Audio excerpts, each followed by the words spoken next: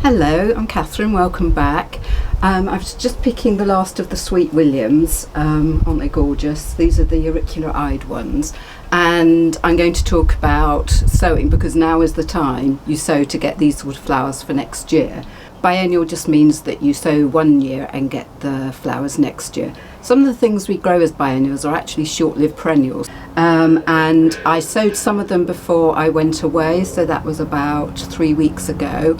Or 3 or 4 weeks ago, and I'm using a method that I've used for other sorts of sowing but I haven't used for biennial. I'm in the summer house today because it's a bit of a windy day and it's actually drizzling a bit, which I'm quite excited about because we've had so little rain here that even a little bit will be very welcome.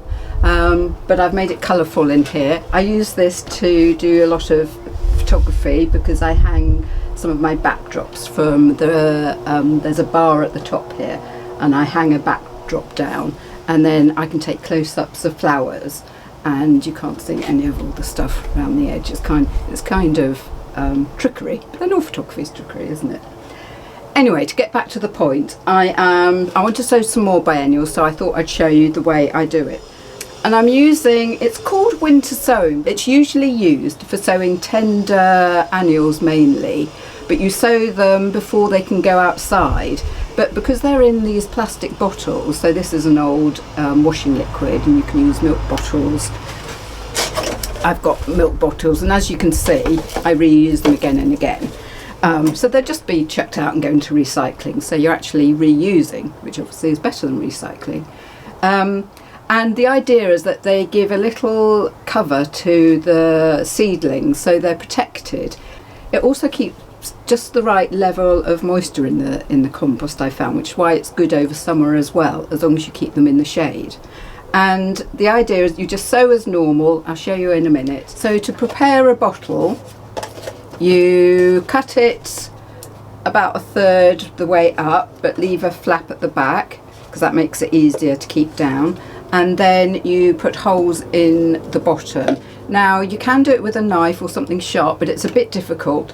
I've got a heat tool that I use, which I had anyway because I use it in art. So something like that, do it in a well ventilated place.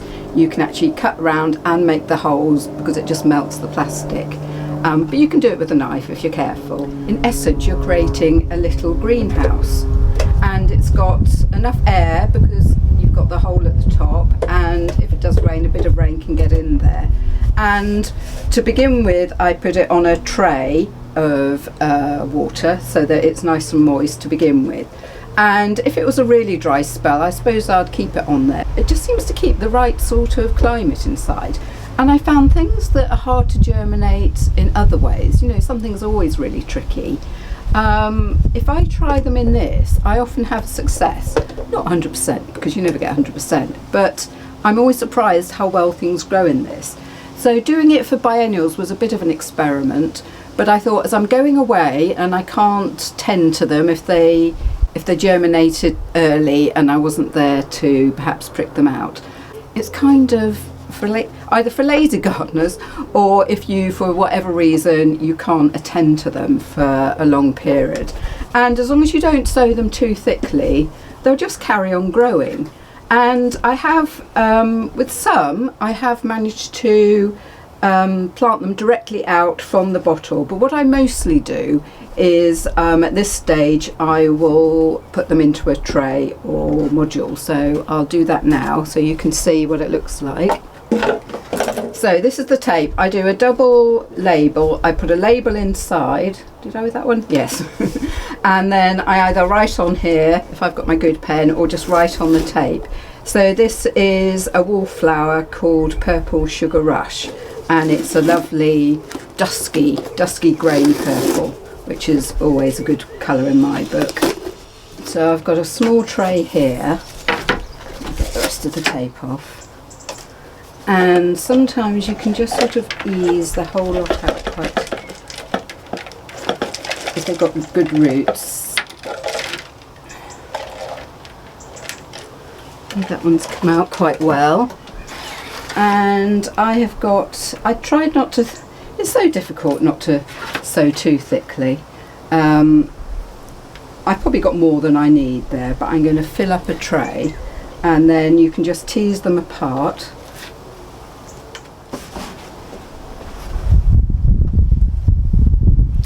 And I'm going to use these modules, which are 4 by 6, and they're not, I don't love these. I bought them thinking they were quite sort of substantial plastic, only they fibbed, and they're quite flimsy ones, but I'm trying to use them for as long as possible to justify.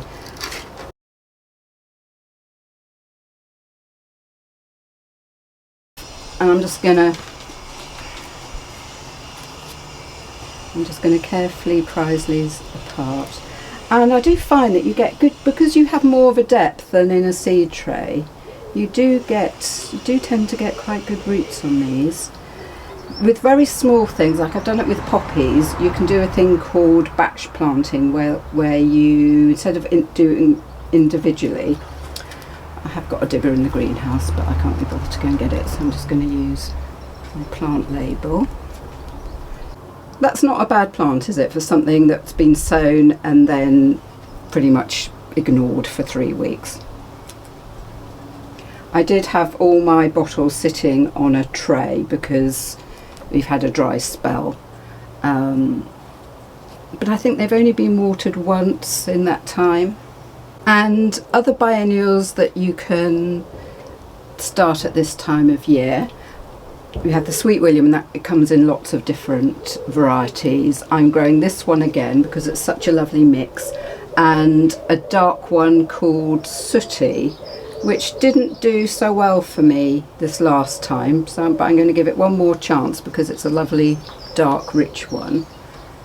And foxgloves, I've already got some that I hoped, I did them very late. It might even have been early this year. Sometimes you can start things off very early in the year and get them to flower that year, but one lot of foxgloves just wasn't going to flower, but they're getting a good size now. So I'm going to transplant them as well as sowing some more. Other biennials are Honesty and Canterbury Bells, which isn't something that I grow. I don't know why I like them, it's just you can't grow everything. Hesperus Sweet Rocket, which is purple and white, and obviously wallflowers come in lots of different colours. Although my favourite, my very, very favourite, is one called Apricot Sunrise Apricot, and you can't get seed for it anymore. It's so frustrating. I've sometimes been able to get the plants as seedlings, but maybe it's a difficult one to propagate, so they haven't got enough seed to distribute. But it really is a beauty. If you ever see that one anywhere, first of all, buy it. Second of all, please let me know. I'm just putting these in a regular way. And these will grow on, and then at the end of the summer I will plant them out, and I also put them in containers. I do a few for cutting. They're not the best because they never get very tall, but they have that wonderful scent. So even if you only put 1 or 2, they're quite good for jam jar arrangements because they're just that right size. I think I put a bit too much compost in there, but once I've added water from the bottom it will settle. Right, well, that was pretty good going. I've got, I'm going to fill all but one of these cells, so that was quite good. I am only growing this wallflower, which is why I'm doing a whole tray. Otherwise I just cut these trays up to make smaller ones because I have a tendency to overplant, as you might know if you've been following me for a bit. If you're growing lots of different things, you don't need loads of each one. That's what I've got to remind myself. So that's just pricking them on, and I think they'll do really well.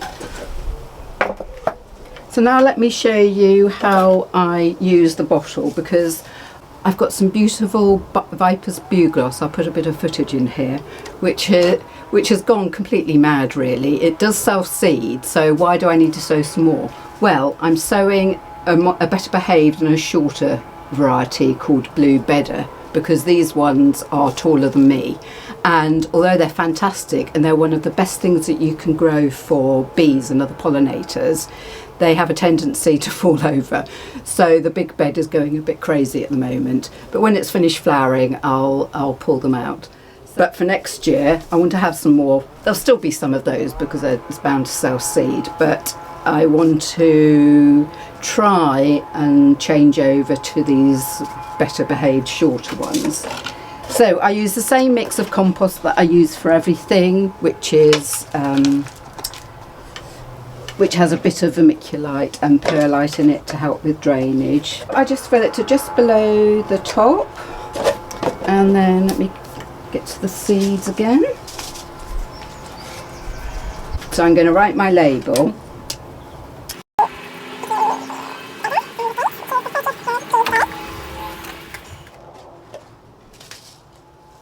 And then try not to put too many. Just going to sprinkle them fairly sparsely over the top. Now, if they were foxgloves or other tiny seeds, you wouldn't need to cover them. But this, I'm going to just put a little bit of vermiculite. I always like vermiculite because it doesn't completely block the light, and it helps to keep the moisture in. This one, I do find that some of them are easier to tape up than others because this is thicker plastic, which I like. It's a bit bouncy, so it probably helps. And I just use masking tape. I find different tapes work. What I like about this one is it's easy to write on. So I do that so that it holds them together. And what you're doing really is just sealing it, and it doesn't have to be perfect. It just needs to be enough to help to provide a nice humid environment. One thing is that if there's any wet actually on the outside of the container, it makes it difficult for the tape to stick to.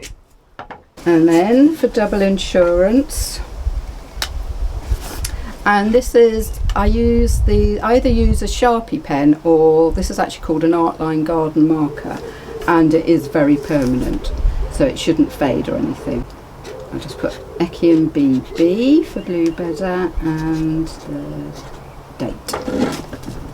So that's one more biennial to add. So I hope you found that interesting. Oh, Ellie's just come to join us because you're such a hello.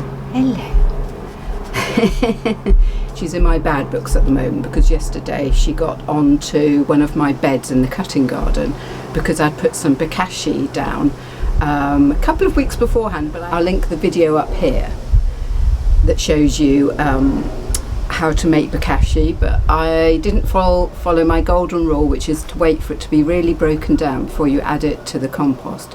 And although I couldn't smell it, Ellie could.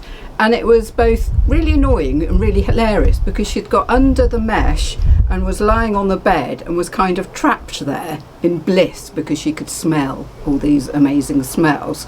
So part of me wanted to grab my camera and take a photograph, but I wanted to get her off the flowers. And actually she only broke one stem, which is a snapdragon, and I've put that in water because they root really easily. So she didn't cause too much damage, but not in our good books.